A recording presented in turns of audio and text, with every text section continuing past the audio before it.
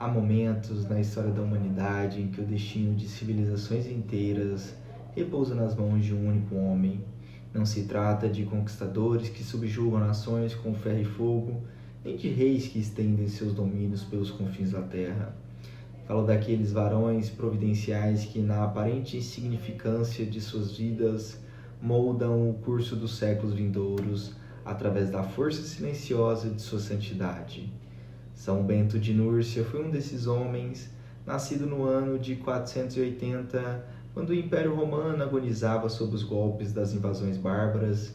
Bento veio ao mundo numa época em que a própria noção de civilização parecia desmoronar, como um edifício carcomido pelo tempo. As estradas que outrora ligavam os confins do mundo conhecido estavam agora infestadas de salteadores. As bibliotecas que guardavam os tesouros do pensamento antigo eram devoradas pelas chamas da barbárie, e onde antes ecoavam os discursos de Cícero e as meditações de Marco Aurélio, agora só se ouvia o estrépito das armas e os gritos dos vencidos. Era neste cenário de desolação que a providência divina preparava, no silêncio de uma pequena cidade da Umbria chamada Núrcia, o instrumento de uma restauração que ultrapassaria todos os sonhos dos antigos Césares. Pois enquanto estes construíram impérios de pedra que o tempo haveria de reduzir a pó, Bento edificaria um reino do espírito que perdoaria através dos milênios, moldando não apenas a alma da Europa, mas a própria essência da civilização cristã. A família de Bento pertencia à nobreza romana, aquela classe que ainda conservava, mesmo em meio ao caos, as tradições e a cultura dos tempos áureos da República e do Império. Seus pais, movidos pela esperança de que a educação pudesse ainda oferecer ao filho um futuro digno, enviaram-no a Roma para que se instruísse na retórica e na filosofia. Mas o jovem Bento, dotado de uma sensibilidade espiritual que transcendia as preocupações mundanas de sua época, logo se deu conta de que a cidade eterna havia perdido sua alma. Roma, que fora outrora o farol da civilização, transformara-se numa Babilônia de vícios e corrupção. Onde antes se erguiam os templos dedicados aos deuses da pátria, agora proliferavam os antros da perdição. Onde outrora ressoavam os debates do Senado, agora ecoavam apenas as intrigas palacianas e as conspirações dos poderosos. O jovem Bento, contemplando esta decadência com o olhar penetrante de quem já pressentia sua vocação divina, compreendeu que não era ali que encontraria a verdade que sua alma buscava. Assim, aos 20 anos de idade, tomou a decisão que mudaria não apenas o curso de sua própria vida, mas o destino de toda a civilização ocidental. Abandonou Roma e retirou-se para a solidão de Enfide, uma pequena localidade aos arredores da capital. Era o primeiro passo de uma jornada que levaria das trevas do mundo às alturas da contemplação divina e que faria dele o patriarca de uma nova forma de vida que haveria de regenerar a Europa cristã. Mas a solidão de Enfide era apenas o prelúdio de um retiro ainda mais radical, movido por um impulso interior que só os grandes místicos conhecem. Bento dirigiu-se para as montanhas de Subiaco, onde se estabeleceu numa gruta de difícil acesso, determinada a viver como eremita, ali naquele antro rochoso que se tornaria o berço de uma nova civilização. O jovem nobre romano iniciou um combate espiritual que duraria 3 anos e que o transformaria no homem que a providência destinara a ser. 3 anos de solidão absoluta, 3 anos de jejuns e vigílias, 3 anos de luta contra as tentações do demônio e as fraquezas da carne. 3 anos em que Bento aprendeu na escola do silêncio e da oração as lições que nenhuma universidade poderia ensinar: a ciência da humildade, a arte da renúncia, o segredo da união com Deus. Foi nesta gruta que nasceu verdadeiramente São Bento, não mais o jovem aristocrata romano, mas o futuro legislador da vida monástica ocidental. A fama de sua santidade, porém, não tardou em espalhar-se. Os pastores que o descobriram divulgaram a notícia de que nas montanhas de Subiaco vivia um homem de Deus, e logo começaram a fluir a sua gruta peregrinos em busca de conselhos espirituais. Bento, que buscara a solidão para encontrar-se com Deus, viu-se paradoxalmente transformado num farol que atraía as almas sedentas de verdade e de paz. Foi então que os monges de um mosteiro próximo, em Vicovaro, impressionados com sua reputação de santidade, vieram suplicar-lhe que aceitasse ser seu abade. Bento, movido pela caridade, talvez pressentindo que era chegado o momento de sair de sua gruta para cumprir a missão que Deus lhe destinara, aceitou o convite, mas logo descobriu que a vida comunitária apresentava desafios ainda maiores que a solidão no eremitério. Os monges de Vicovaro, acostumados a uma vida relaxada e indisciplinada, não tardaram em revoltar-se contra o regime austero que o novo abade lhes impunha.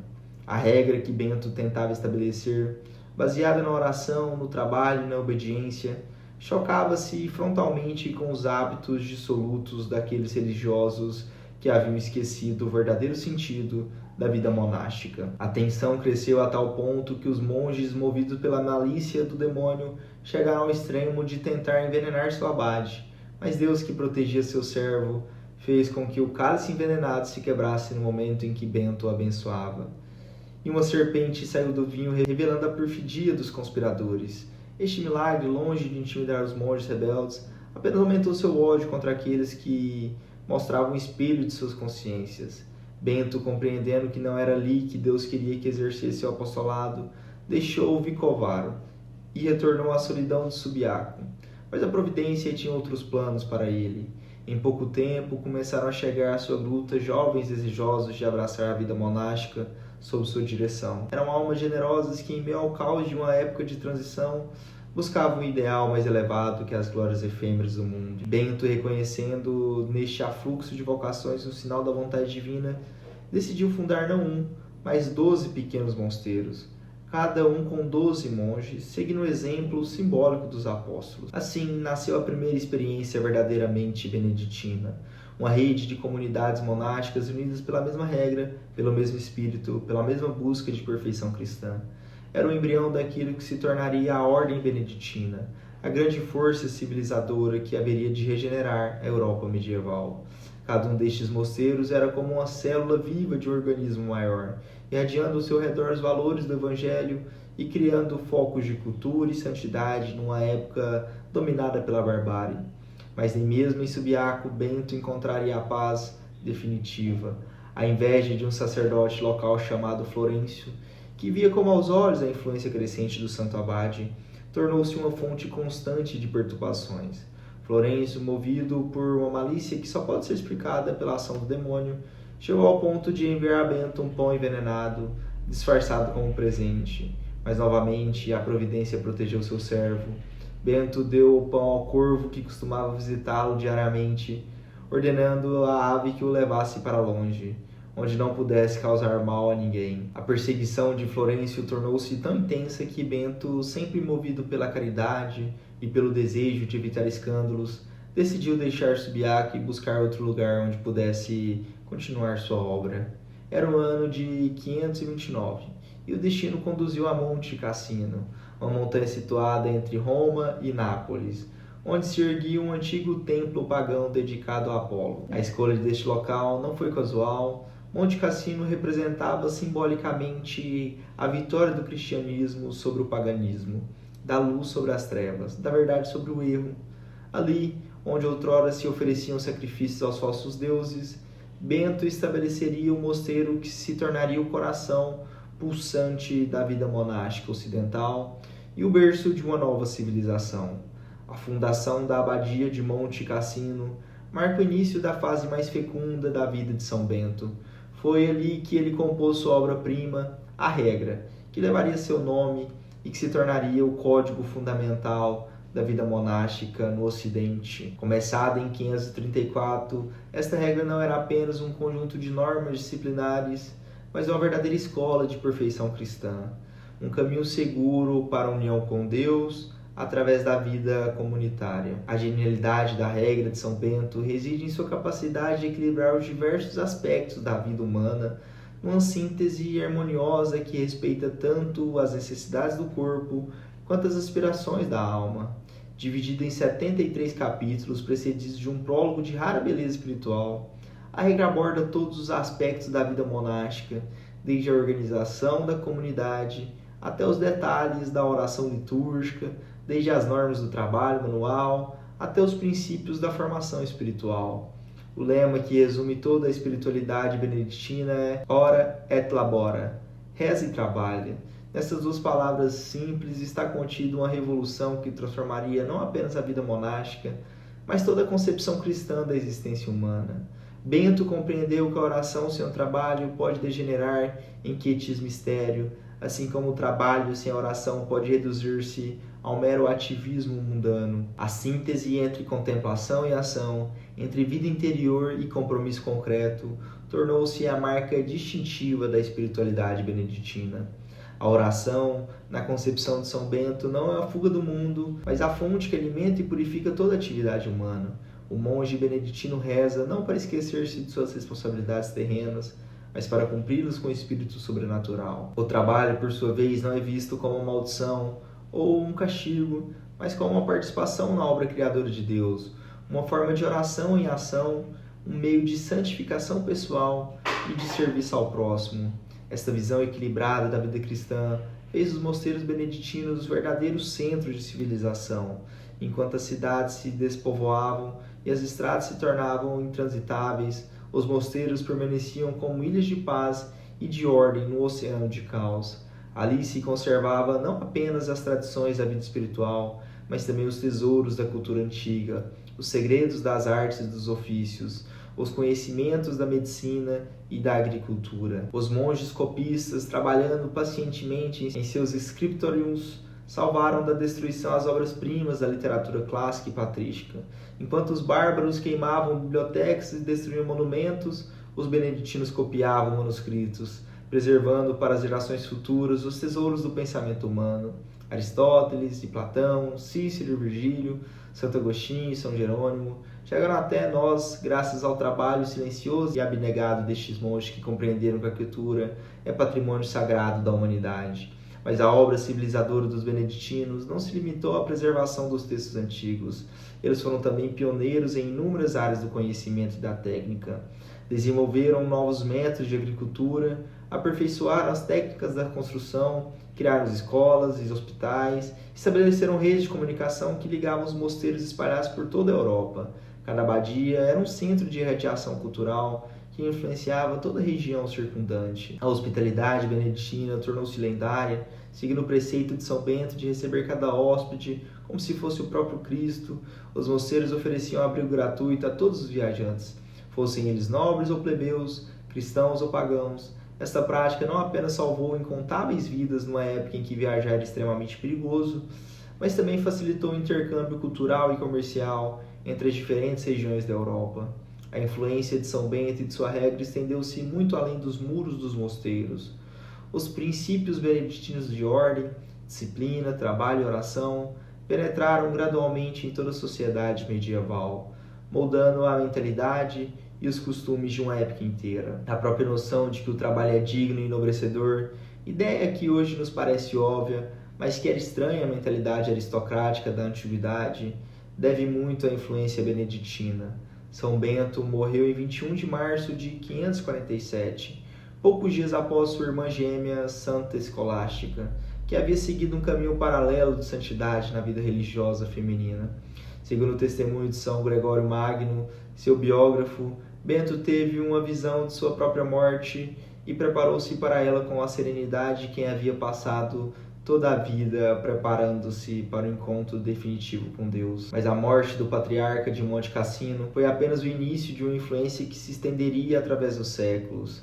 A regra de São Bento espalhou-se rapidamente por toda a Europa, dando origem a milhares de mosteiros que se tornaram centros de vida espiritual, cultural e econômica.